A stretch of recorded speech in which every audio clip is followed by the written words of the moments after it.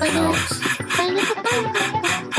I am reincarnated. I was stargazing. Life goes on. I need all my babies. Oh my! Hello, hello, hello, hello, hello, hello, hello, hello. Guys, we're doing another one fun in the sun for you. Today I got my Alana, my Smugola, and we're doing some lemon slime. Don't ask me again, slime, about this damn event. You know what the fuck going on, god damn it. So, join me as we try to guess what monsters are what, and I ramble on to you about things I could talk about, many things, that are Dragon Quest related and the like, but I will save it. I'll keep it brief. You know, we're talking about obsession, and you guys know how obsessed I am with this game, so you know I could go on for platitudes about it. So yeah, you get a lot of experience and stuff for this. I am on the Sage because to defeat our next objective, our next side objective, which is to beat Mr. Slutty, Mr. Slotty Slut, Slutomaton. In order to do that, I need a good sage on this character. So Alana, one of the smartest sages I know. Yeah, she's gonna be trading here for sage. Get all this good lemon slime experience. Get all that good lemon slime head brain power that you need in life. Not really. Who cares how smart you are? The answer is no one. What really matters about intellect is how it is applied. Because a plethora of information can actually hinder you in a lot of ways. But that's not really what we're talking about today. Today we're getting into the masters of obsession, because obsession is one of those things, double-edged sword. It can definitely hurt some people, but for the people who have mastered it, they can only go forward. They can only progress, because obsession is essentially how you do it. It's the name of the game, baby. Excuse me, I'm gonna burp. I'm gonna burp. I'm sorry. I'm so sorry. Ugh. Maybe they might pick that up. Maybe it didn't. But I tend to kind of mute the bodily functions. I just left that one in there. You know, that's a secret one. That's a Patreon preview right there for you guys. But yeah, what we're doing here is more of the same. And when you are obsessed, you realize that you do more of the same. But there are benefits from going the same way.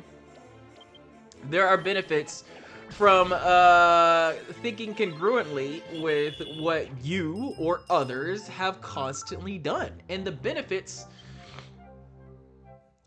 come from the activity in question. Sometimes you don't want those obsession benefits. You don't want the obsession buff for the particular activity. But in general, all it does is make the discipline in it more comfortable for you. AKA making you question whether or not you did it or not. You know, that thing, that activity or whatever you need to, and just, you know, putting the general layer of need to have more. And that's what happens when you do things constantly, you know? And that's why there's such a huge gooning epidemic of people just doing the same thing over and over and over again, because that's what the general life convinces you should do. Just lock in on whatever you like and, you know, have no discipline, and we'll make it as easy as possible for you to do everything awesome that you need to do. And while I don't think it's terrible to be graced with the power of convenience, I do think, you know, just making the path have almost basically zero friction, to basically just drown, you know, like there's no steady, you can't put your toe into the pool or the fountain. As far as the internet's concerned, it's like you jump one toe into this pipeline, and we're gonna just keep feeding you it. We're gonna try and keep you on here for as long as possible. And like I said, there are masters of this technology. I'd say the greatest thing that makes you become a master of obsession is being grateful, having gratitude for every part of the obsession. The end, the beginning, the times when you can't do it, the times when you can do it. You know, just being grateful for life in general, because the human experience is not really happy.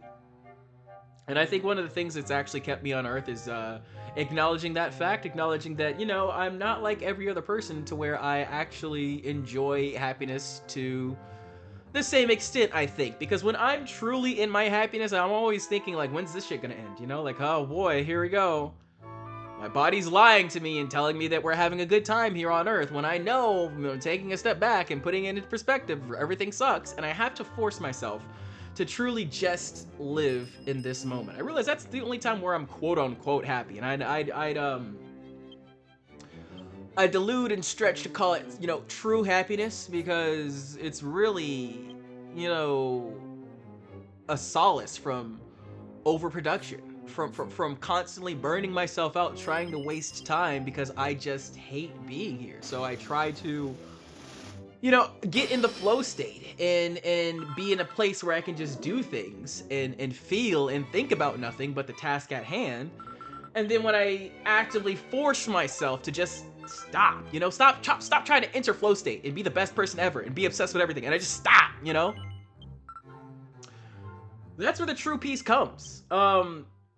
And a realization like this can really break someone, because like I said, I'm incredibly productive. I really like to try hard and care hard and love a lot and give fully. And when you understand this about life, that you really have to do all of that and you're not guaranteed anything. You're guaranteed exactly what you were guaranteed at birth, but you have to do that. And I don't understand, you know, guys or people that call themselves masculine in nature who don't naturally have this drive to be obsessed with something, to progress in something, you know, to just go because you just go. To be disciplined because you just are disciplined. You know, it's kind of like grinding in an RPG. Like, I can't imagine, like, if you turn this game off, if you turn Dragon Quest off, I can't imagine these characters doing anything but just fighting and putting all of their effort into fighting. And that is what we do as humans, as guys, as people here. I can't speak for the women experience. I'm not fucking woman, okay? But as people trying to be on Earth and live a fulfilled life, you just always have that drive, at least for me. And a lot of the guys that I respect, it's always there. It's never leaving you. You know, you just have that energy. It's like, what can I do to progress? What can I do to go? And every freaking time, it's never enough. It will never will be enough. I don't think there's ever gonna be a time where I'm just like, well, I'm done. That's enough. And so, for me, what I'm looking for is something to make me stop. You know, something that says this is the ending.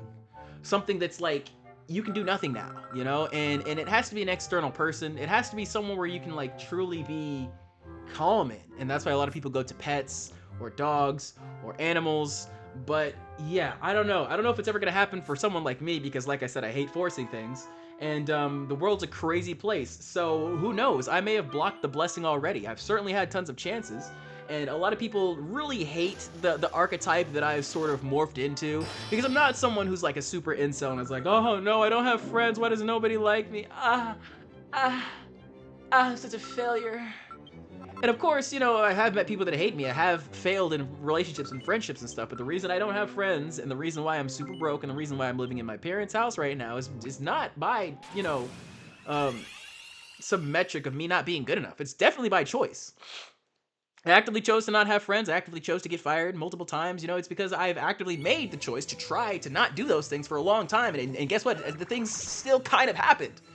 You know, just from me slipping and the mask falling and random things happening, and then you just hear this one thing and it just breaks you and you just can't, uphold this shit anymore. And it's like, why are we? Why are we? Why don't I just give up everything and put it all into this thing and be obsessed and get slow progression? Because that's really what I want. I've noticed, you know, when you go into real life and you do these obsession things and you try to progress in things, sometimes just because of the way humans are, just because of the way variables go, just because of the inherent nature of the internet and how easy it is for deception to prosper, you know, the easy way for lies of omission to, you know, elevate someone and decrease the value of somebody who's just trying to help. From the ease of that nature, it hasn't gotten me anything. And oftentimes, if you take this this obsessive nature, you know what I'm saying, and you have the outward appearance of somebody who has a lot of options, and you start to get obsessed with one, they're gonna try and turn the tables on you. They're gonna try and swap the leverage, because the only person in the relationship that really matters is the person with the leverage, and the person with the leverage is the person who doesn't care as much. So I do love getting obsessed, especially getting obsessed with people, but I don't know. For me, a safe way to do it is through the internet, through streaming, through all this stuff, and of course it's safe, but is it healthy? You know, you have to understand that this is very one-sided, you know, especially for content creation and streaming and things like that, you know, and I never really liked that dynamic, and I never really liked the fact that it's really the only one that I can function in, you know. So for you or for me or for anyone watching, you know, it's okay if that's the only thing you can do, you know. It's okay if the only way you can really get social interaction is through the internet. I know that's a lot of people right now. Just know that it's not the same. Okay, this is a different kind of obsession, and it is also a different kind of progression, and I don't know where we will go, you know, in the next 5 to 10 years as far as communication or being able to understand each other, but the gap is getting wider and wider every day. I am so obsessed with this game that I will give you guys a crazy analogy with the lemon slime quiz, because, you know, that's what we're doing. I know I distracted you from the slime quiz a lot now, but I also distracted you because I'm failing a lot. This one was not easy for me. I usually take about like maybe 15 or so minutes. This one took 30 minutes because I was so bad at guessing these things. But whatever, it happens, man. It happens. You know, Smugolana, she's not great. This is like math class for her, okay? But she'll get it. You know, we'll pass. We'll pass. No worries. And the analogy I want to set with you with the lemon slime quiz, it's like, you know, and I don't mean to sort of put the girls down, but I'm a guy, you know, I'm still alone, so that means I haven't had a great experience with it, you know. I mean, of course, that could also mean that, you know, I'm one of the hop around guys, and I do admit that was the objective at first, but I just realized that they're inherently evil creatures. So yes, I'm gonna make the comparison that Mr. Lemon Slime is every girl you're in the talking stage with, and when you fight them, you're not gonna kill them, but you know, you're just poking and prodding, and then at the end of it, you have to take your guess. You know, what kind of monster am I? Where's my bullshit coming from? And if you guess wrong, and you inherit in the wrong shit, you know what I'm saying? And you didn't remember this random occurrence from this random thing. It's just like there's no second chance after that for you, honestly. Especially if you put your eggs too deep in the basket and you get obsessed and you get those blinders on, because yeah, the deception is often the main way that the ladies get up. You know, that's not you know, knocking the method. You gotta get up somehow. But the crazy thing that I'm realizing about life and about happiness and about success is that there's a lot of different ways to quantify it. And, you know, getting up or being able to support yourself, it's not really what success is. I feel like I'm successful right now, once again, living with my parents, having no girlfriend, and having no job. Because, I'm not even really gonna say I am happy right now, but I am at the most peace that I've been in my life. This is the simplest my routine has ever been, and I created it myself. You know, I'm not saying I'm the healthiest ever, I'm not saying I'm the most attractive ever, but I'll relate my health to this channel's health. You know, I'm able to put out 3 videos a day, and I'm not, you know, drowning in negative thoughts and impulses like I previously once was. And sure, the money may not be right, the living situation may not be right, the friend situation may not be right, but the reason why I intentionally chose to not have friends at this stage in my life is because I really realized that I don't think I'm the kind of person that have a shitload of friends or people to talk to, or if I have friends, I don't really want to talk to them or hang out with them or do things with them, because I realize that I don't really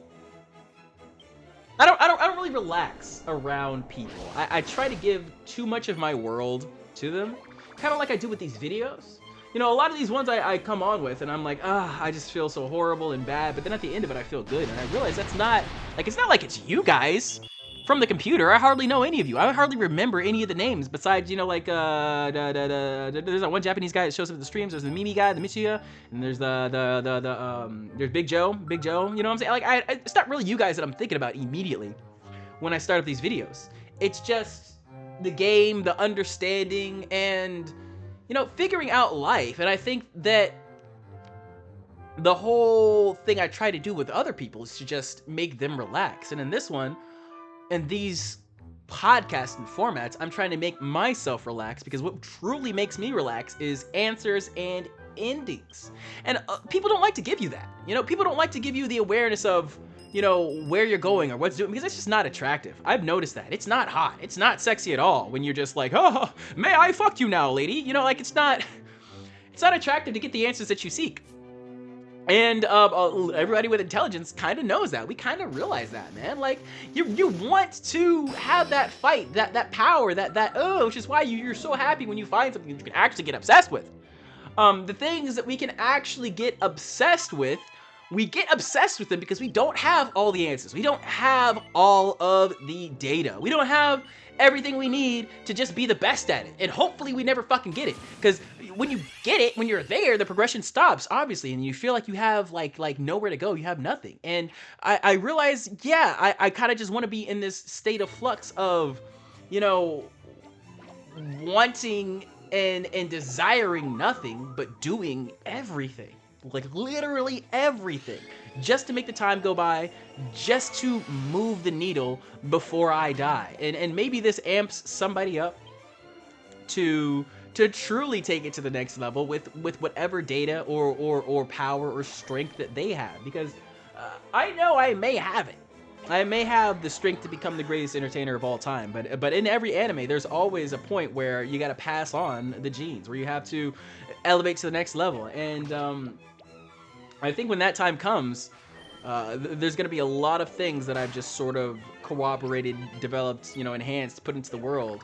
And I'm really getting the whole maternal instinct thing that people are talking about later in life. You know what I'm saying? Like, it's already happening. It's already there, where I'm just like maybe not specific lessons, but this energy needs to be passed on. And I feel like that intrinsically is probably one of the sorry, sometimes I just freeze and my mouth starts gulping dick. Anyways, that's probably why I started the channel, because honestly, guys, I don't think I'm ever gonna have a true lineage. I think I said this before somewhere, but I was chatting with one of my friends in college, and they were like, I don't know, I could never see you like having a girlfriend or having kids or having a wife or being like stable with someone. And I still remember it to this day, even though it's so long ago, because I really do connect with that. Like, I don't, even to this day, I really don't see myself being like locked in or trapped in, or, you know, not even locked in. Locked in is the wrong way to say it, but, you know, completely dedicated to anyone but myself. And people could see that before. It's not like I was giving to myself only, but like I loved myself so much that whenever I was around other people, I completely dedicated my whole to them. And it wasn't just one person. People could see that, you know? It's like when we go out to dinner or whatever, or the place, you know? Of course, I'm there with you, but I'm taking in the entire energy of the environment. Oftentimes when I'm out with people, you know, we would strike up a conversation and make new friends. It would happen so freaking often that I was like, why does this not happen when I'm by myself? And it's because when I'm by myself, I don't actually have the desire to talk to other people. But I will openly and honestly notice when somebody else has a desire to pull somebody else in, or when, you know, somebody else from outside the conversation wants to jump in, and I'll just let them jump in, because I'm like, I see everything, I feel everything. I just have a heightened level of awareness, and it's always been there. But I didn't have the awareness of the awareness, you see? So nobody's gonna tell you something so deep like that you can see shit in within the shit, just because my brain keeps working and I don't really stop. But I didn't really have this awareness of the awareness until I watched a bunch of stupid ass Netflix shows. One of the main ones, Dexter, a little detective show, and a couple other ones. But I think Lucifer was also one of them. But yeah, there's a lot of dumb Netflix slop that sort of tunes you into things. Definitely glad I kind of got out of that, but I don't think YouTube's ever gonna stop. You always need something, I feel like. And I'm hoping the internet's eventually just gonna expire because of that, because I don't think drowning ourselves out with everything is a good idea. Like I've said earlier in this episode, guys, the peace is really what I suffice and what fulfills me. You know what I'm saying? The moments where I can just chill out and do absolutely fucking nothing, man. Because I get tired of this bullshit. I really do. I get sick of it. Even now, you know, when I'm locked in and performing and doing things, I'm already sick of this one moment. And when I just find the time to just be like, shut the fuck up, everything, and I'm just gonna sit here and breathe, it actually feels good. It actually does. And I don't mean to like say this, because I feel like I say this shit every episode, just like meditate, meditate, meditate. But I'm gonna keep preaching it because it's something that actually has helped me. And the more I preach it on these episodes, the more I do it. It's sort of like a learning by teaching moment. And if you guys ever really want to lock something in as a skill that you have, then teach it. I'm not saying you have to put it on the internet or anything like that, but every obsession that we have to learn more things in. So if you have to learn more things in every obsession that you have, if you're obsessed with it, you should probably teach someone about it. It'll make it better for you. You know, it's not really for them. And I had to realize this. Like I say this all the time. I spend a lot of my time just doing stuff for other people, and I could definitely be like, you know, a little rambunctious little Jimmy and be like, I just did everything for you, and I did it all because I loved you, and I love you, and I love you. And I'm like, no. I did it all because I was struggling to love myself. Because I didn't love myself. Because I refused to love myself because I thought I wasn't worthy of love. I got to give it all to these people so that I'm worthy of myself. And that's just because of the way my mind kind of talks. Because of the way it speaks, I didn't realize, you know, it's just the way it's speaking. It has nothing to do with your lovability. Nobody else can hear that shit. You know, but the awareness was so high that for a little bit, you know, for a little bit, I'm not gonna say super long, I'm not that stupid, but for a little bit in my childhood, I thought other people could hear my thoughts to a certain extent. And they can, but only the ones that you externally, you know, apply. People can hear your thoughts to a certain extent, right? And I really think this is a thing on the internet too. You know, they can sort of feel you through the waves in different ways because of the way the algorithm works, but also because of the way things like the comment section works and general activities and things that we do on the phone. Like, you guys don't realize how much of our data is just being mined for AI and coins and algorithms. Like, they even mine, and I don't mean to like freak you guys out, but they even mine you hovering over thumbnails, right? They mine that data, and that's for your algorithm to tell you what you're gonna scroll down and see next. I'm not even joking. You know, they mine it when you know, YouTube posts, when you can like sort of touch it and then make the picture bigger or whatever. They mine it when you do that. Everything on a phone can be tracked. They are getting it. I'm not freaking you out. Let them have it, okay? Let those motherfuckers have it. And as a matter of fact, give them more data. Overload the fucking system. There is no way to beat it without going through it. Just like most of your sorrows, most of your tragedies, most of your anything, okay? We're not gonna beat AI if we're just like, oh, AI sucks, there's no way I can make it. Because I realize a lot of people suffering and being all anal about AI are people who care about art. If you care about art, you shouldn't care about AI. You should say, fuck you, AI, I'm still gonna make art. Maybe I have to use AI to make it. Maybe I don't. Who cares? I'm still gonna make art in the way that I wanna make art. Or I'm gonna still support the artists that I love and have them keep making their art, whatever the fuck that is. But the people who don't care about art, which is like 90% of us, we don't care. We don't care. The normies do not care. Do not care, okay? And yes, I'm lumping myself in with the people that don't make art and the people that don't give a shit about AI. Because I don't give a shit about AI. And, you know, I'm not gonna get rage bait you so hard to say that I don't make art, but I don't really define it as your regular schmegular artistic pieces. I feel like these are more of experimental stories, is what I'd say. You know, experimental myths. Ouch, that was my leg. That's my experimental leg. My experimental leg lived. I don't know why that sounds like a porno. Anyways, guys, I really don't have much else to say besides, you know, just be obsessed and stop trying to define and explain why or what you're obsessed with or how you're gonna get your, like, just fucking do it. I don't care what it is, man.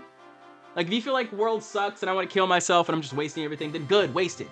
I don't care, but be obsessed with that waste. And your obsession should bring you over to gratitude. And when you're grateful, when you're so obsessed, but you're also grateful that you get to be obsessed, for me, I don't know if this does it for you. I don't know.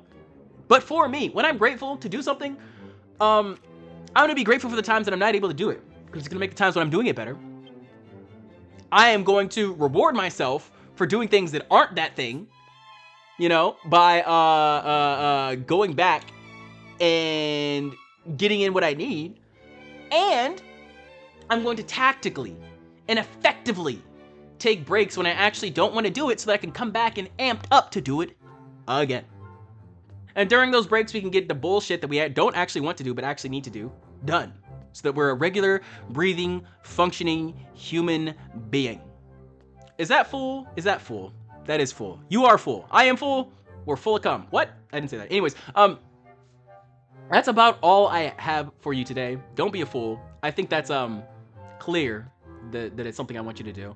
I'm just here so that you critically think for yourself. None of this is true advice. It's just what I do. And it's also just for me to listen to. So I appreciate you for listening to it. You made it pretty far in the video, my champ. This was a rare YouTube pool that you made it to the end of. Crazy, right?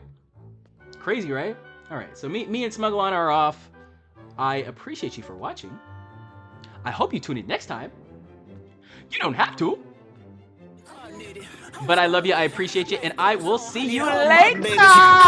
Woke up looking for the broccoli. I keep a horn on me. That come my seat. I peep ownership. The blueprint is by me. Mr. Get Off. I get off at my feet.